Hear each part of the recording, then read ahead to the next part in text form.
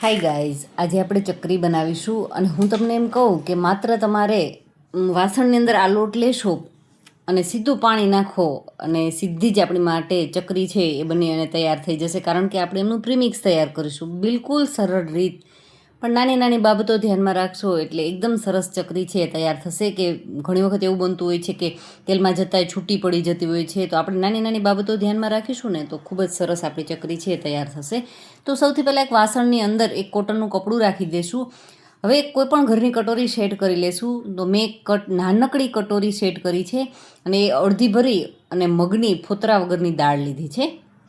હવે જ્યારે આપણે પ્રીમિક્સ તૈયાર કરીએ ને ત્યારે એ બધી જ વસ્તુને ગરમ કરી લેવી જરૂરી છે. અને આ દાળ છે એમને આપણે સારી રીતે એટલે લગભગ 3-1 મિનિટ માટે લો ફ્લેમ પર કન્ટિન્યુ ચલાવી, એમનો કલર ચેન્જ કરવાનો નથી પણ મોંમાં નાખી અને ચેક કરી લેવાનું.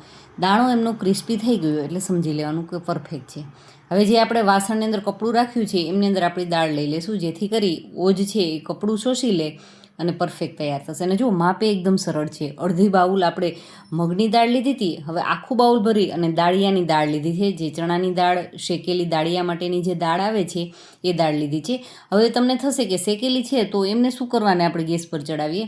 માત્ર એમને અત્યારે ચોમાસું છે અને સાથે સાથે જ કે આપણી જે ચકરીનો લોટ તૈયાર કરીશું, પ્રીમિક્સ છે, એમની સેલ્ફ લાઈફને વધારવા માટે થઈ અને આ કરવું જરૂરી છે.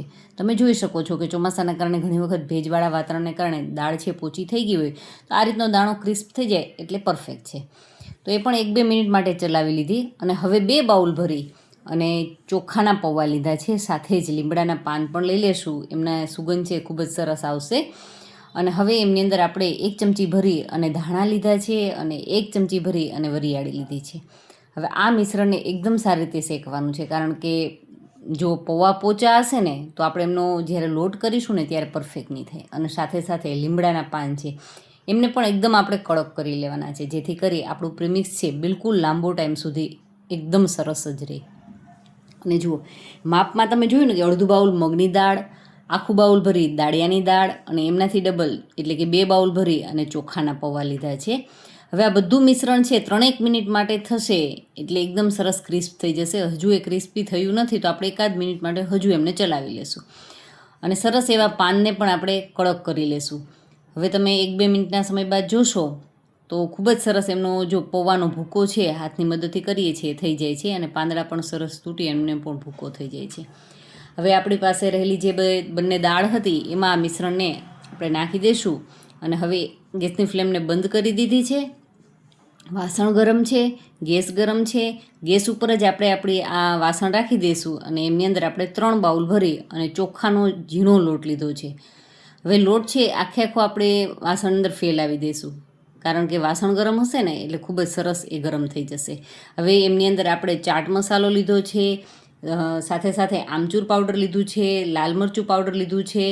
અને હવે આપણે આમને સારી રીતે ગરમ બધી વસ્તુ છે ને એમને સારી રીતે ગરમ થવા દઈશું. અને સ્વાદ અનુસાર આમની અંદર નિમક લઈ લઈશું, થોડુંક સંચળ પાવડર ઉમેરી દઈશું અને સાથે સાથે તલ છે એમની અંદર એડ કરી દઈશું. જો તમને તલ છે આખા ગમતા હોય તો આ લોટની અંદર ઉમેરવાના નથી.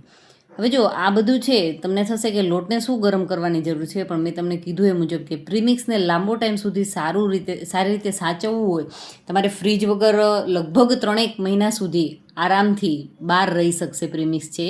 અને ફ્રીજની અંદર રાખશો તો 6 મહિના સુધી બિલકુલ ખરાબ નહીં થાય. થોડોક હળદર પાવડર એડ કરી દીધો છે. હવે આ મિશ્રણને આપણે સારી રીતે ઠંડુ થવા દેવાનું છે. જો એક આ વાત ખાસ યાદ રાખવાની છે કે દાળ છે, લોટ છે, એ બધું પરફેક્ટ એકદમ સરસ ઠંડુ થઈ જવું જોઈએ. જો થોડુંક પણ ગરમ હશે અને તમે એમનો લોટ કરશો, પીસી લેશો, તો શું થશે કે એમાં રહેલો જે ભેજ છે એમના કારણે તમને શરૂઆતમાં નહીં લાગે કે લોટ છે કોઈ ચીપચીપો પણ નહીં થાય, પણ એમની અંદર ભેજનું પ્રમાણ હશે તો પ્રીમિક્સ આપણું લાંબો ટાઈમ સુધી સારું નહીં રહે. હવે તમે જુઓ કે સરસ ઠંડુ થઈ ગયું છે. હાથની મદદથી આપણે એમનું ભૂકો કરવાની કોશિશ કરી તો સરસ એવો ભૂકો થઈ જાય છે. અવાજ પણ ખૂબ જ સરસ આવ્યો. એમના ઉપરથી ખ્યાલ આવી જાય છે કે આપણી દાળ, પૌવા એ બધું સરસ એવું ઠંડુ થઈ ચૂક્યું છે. હવે મિક્સી જારની અંદર એમને ટ્રાન્સફર કરી લેશું અને એમને આપણે ચલાવી લેશું. અને જો આ બેઝ ઉપર તમારે આમની અંદર તેલ ઉમેરવું હોય તો ચોક્કસથી તેલ છે એ ઉમેરી શકો છો. પણ તેલવાળું પ્રીમિક્સ છે ને એ ઘણી વખત તેલની સુગંધ આવવા લાગે છે, એમની સ્મેલ આવવા લાગે છે.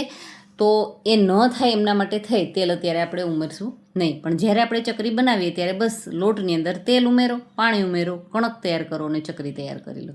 તો છે ને એકદમ સરળ.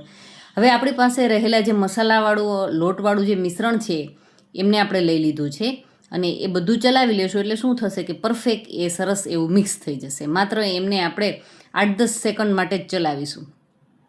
હવે આપણે કોઈ પણ એક બાઉલની અંદર કાઢી લેશું અને આને જો મિક્સી જારને ચલાવતા એ ગરમ થયું હોય, કારણ કે દાળને બધું પીસાણું એટલે થોડો સમય લાગ્યો હોય, તો મિશ્રણને એકદમ સરસ ઠંડુ થવા દેશું અને ત્યારબાદ જ એરટાઇટ બરણીની અંદર ભરો અને મેં તમને કીધું એ મુજબ ફ્રીજમાં 6 મહિના સુધી સાચવો અને બહાર તમે 2.5 થી 3 મહિના સુધી આરામથી સાચવી શકશો. તો અત્યારે હું તમને આમાંથી ચકરી કરીને પણ બતાવીશ. આપણે એકદમ નાના સાઇઝનું બાઉલ રાખ્યું હતું, મારે જેટલી જરૂરિયાત હતી એ પ્રમાણે મેં પ્રીમિક્સ છે એ રેડી કર્યું છે. તમારે વધારે ક્વોન્ટિટીમાં કરવું હોય તો બસ તમારે આ માપ મુજબ કરશો. કોઈ પણ એક વાસણ ઘરનું સેટ કરી લેવાનું, મોટી સાઇઝનું કરી લેવાનું અને તમે આરામથી એમ કરી શકશો. હવે આપણે એમની કણક છે એ તૈયાર કરી લઈએ. હવે તમે મને કમેન્ટ કરજો કે આમાં હું એક વસ્તુ ભૂલી ગઈ છું. અત્યારે હું એમની કણક તૈયાર કરું છું તો કંઈક ભૂલાઈ ગયું છે. એ શું ભૂલાઈ ગયું છે તમે આગળ જોજો. અને એમના વગર ચકરી છે પરફેક્ટ નહીં જ બને. મારા મગજમાંથી એ વાત નીકળી ગઈ. હું એમની કણક તૈયાર કરવા લાગી છું અને હવે જ્યારે મગજમાં આવશે, યાદ આવે છે એટલે હું એ વસ્તુ છે એ ઉમેરીશ. અને આપણે આમની કણક છે ને મીડિયમ સોફ્ટ એવી તૈયાર કરવાની છે. હવે મને યાદ આવી ગયું કે આની અંદર શું ભૂલાઈ ગયું છે. તમને યાદ આવ્યું હોય તો તમે જરૂરથી મારી સાથે કમેન્ટ કરી અને શેર કરી શકો છો. આમની અંદર આપણે ભૂલી ગયા છીએ તેલ. કણક તૈયાર કરવા લાગી છું પણ તેલ તો આમની અંદર નાખ્યું જ નથી. મોણ વગર છે કોઈ પણ વસ્તુ છે ક્રિસ્પી તો થવાની નથી.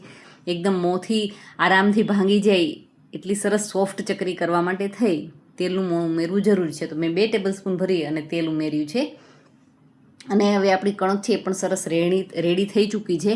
પણ આમને એકદમ સરસ એવી ટૂંપવાની છે અને એકદમ એમનું સ્મૂથ કરી લેવાનું છે.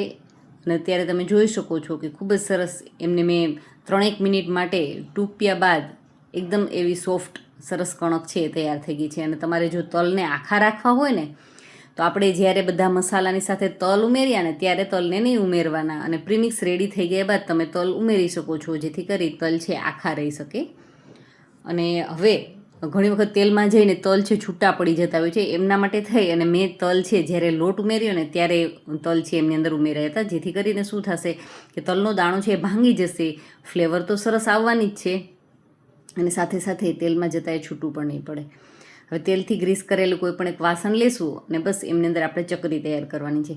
તમે આ રીતે ચકરીના શેપમાં ગોળ ગોળ એમને જલેબી જેવો શેપ આપવો હોય તો પણ આપી શકો છો. લાંબી લાંબી એમની સ્ટિક્સ કરવી હોય તો એ રીતે પણ તમે એમનો આ નાસ્તા તરીકે ઉપયોગમાં લઈ શકો છો. અને તમે એમને લાંબુ આમને સીધું જ સંચામાંથી પાડી અને તમે એમને હાથની મદદથી આરામથી ગોળ ગોળ આ રીતે શેપ કરવું હોય તો પણ કરી શકો છો. તો છે ને પ્રીમિક્સ બનાવવું એકદમ સરળ. અને આ પ્રીમિક્સ ભરી અને તમે મેં કીધું એ મુજબ રાખી દો અને ગમે ત્યારે ચકરીનો ઓર્ડર આવે, કોઈ પણ ઘરના સભ્ય કહે કે જો ચકરી ખાવી છે તો કોઈ મરી મસાલા ઉમેરવાની જરૂર નથી. કોઈ આપણે પ્રીમિક્સ બનાવ્યું છે તો કોઈ દાળને કે પૌવાને કે શેકવાની કે કંઈ ઝંઝટ નથી, બધું જ રેડી છે. બસ એકદમ સરળ. તમે કે તેલ ગરમ થાય ને ત્યાં તો તમે કણક તૈયાર કરી શકશો અને ચકરી પણ તમે આરામથી તૈયાર કરી શકશો. હવે જો આ ટ્રીકથી આપણે કરવાનું છે. તાવીથાને મેં પહેલાં તેલની અંદર તેલવાળો કરી લીધો છે અને સીધી જ ચકરી જે પ્લેટમાં આપણે કરી હતી એમાં તમે તવીથાને સહેજ પણ અડાડશો ને સીધી ચકરી આવી જશે ને તેલમાં પણ એકદમ આસાનીથી જતી રહેશે, કારણ કે તાવીથો છે એ તેલવાળો હોય તો એકદમ આસાનીથી તેલમાં જતી રહે. હવે શરૂઆતમાં ગેસની ફ્લેમને થોડી વાર માટે મીડિયમ ટુ હાઈ રાખીશું, જેથી કરી અને શું થશે, એક તો તેલ પણ નહીં લે ચકરી અને સાથે સાથે એ છૂટી પણ નહીં થાય. ઘણી વખત એવું બનતું હોય છે કે તેલમાં જતાં લો ફ્લેમ હશે તો ચકરી છે ખુલી જાય, છૂટી પડી જાય. તો એ બધા પ્રશ્નો ન આવે એટલે તમે આ નાની નાની બાબતો ધ્યાનમાં રાખવાની કે શરૂઆતમાં ગેસની ફ્લેમને મીડિયમ ટુ હાઈ રાખીશું અને ત્યારબાદ એમને ગેસની ફ્લેમને હળવી એવી લો કરી દેવાની, જેથી કરી અંદર સુધી સરસ એવી કૂક થાય અને ખૂબ જ સરસ ચકરી છે એ ક્રિસ્પી થાય. એમનો કલર જ્યાં સુધી ચેન્જ ન થાય એકદમ સરસ હાથની મદદથી તોડીને ચેક કરી લેવાનું કે ક્રિસ્પી થઈ ચૂકી છે કે નહીં. પરફેક્ટ એ ક્રિસ્પી થઈ ગઈ હોય તો તમે એમને તેલમાંથી કાઢી શકો છો ને કોઈ પણ એક વાસણની અંદર કાઢી લેવાની અને એમને સરસ એવી ઠંડી થવા દેવાની.